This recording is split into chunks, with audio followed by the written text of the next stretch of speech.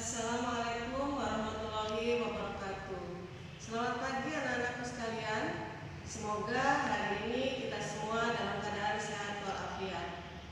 Dan apabila ada rekan-rekan kita yang kebetulan hari ini sedang tidak sehat, maka mari kita bersama-sama doakan semoga segera diberi kesembuhan. Pertama-tama, Ibu ingin memperkenalkan diri terlebih dahulu. Nama Ibu Siti Nur Malisyanti dan Ibu adalah pengajar IPA.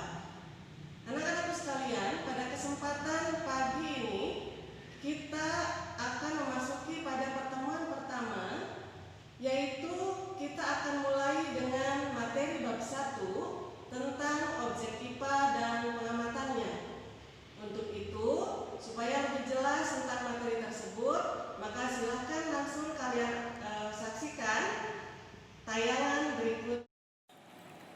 Kita mulai dengan materi bab 1 tentang objek IPA dan pengamatannya.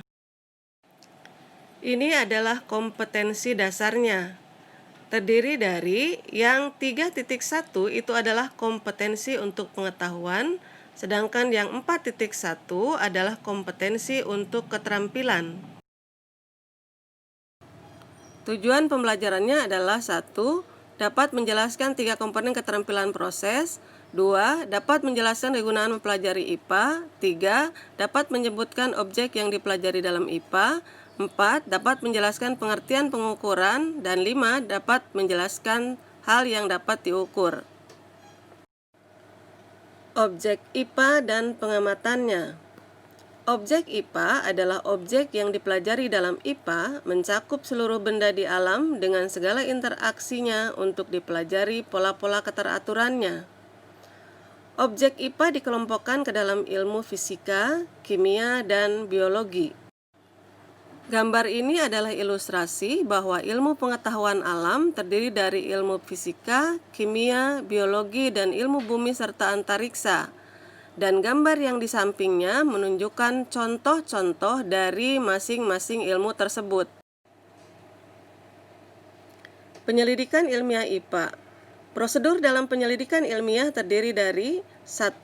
Pengamatan adalah suatu proses merasakan, mengenali, mengukur, dan mengamati suatu fenomena alam. 2.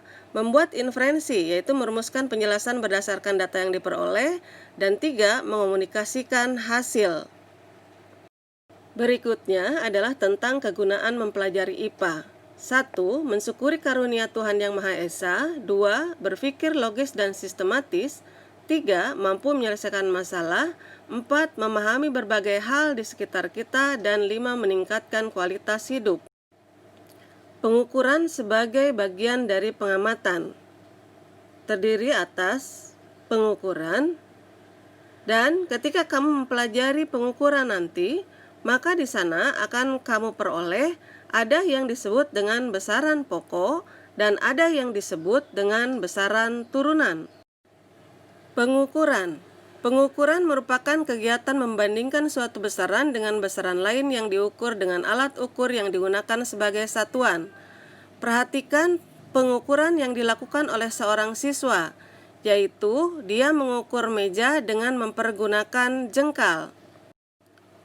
Pengukuran yang kedua adalah dengan mempergunakan meteran.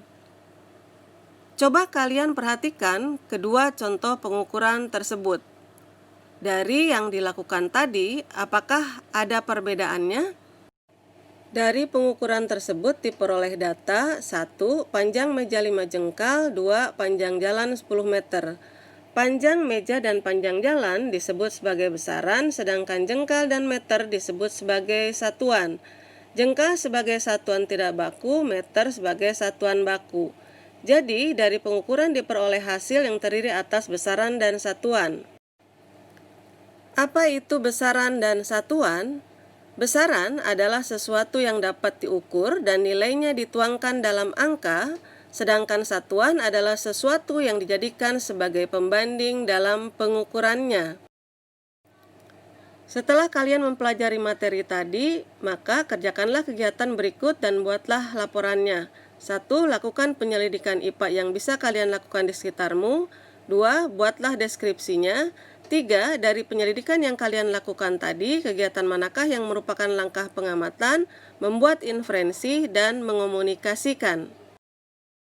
Kemudian, ketika kalian sudah melakukan penyelidikannya dan membuat laporannya, maka kirimkanlah laporan kegiatan melalui WA Ibu selambat-lambatnya pada hari Kamis 23 Juli 2020. Demikian pelajaran kita pada hari ini.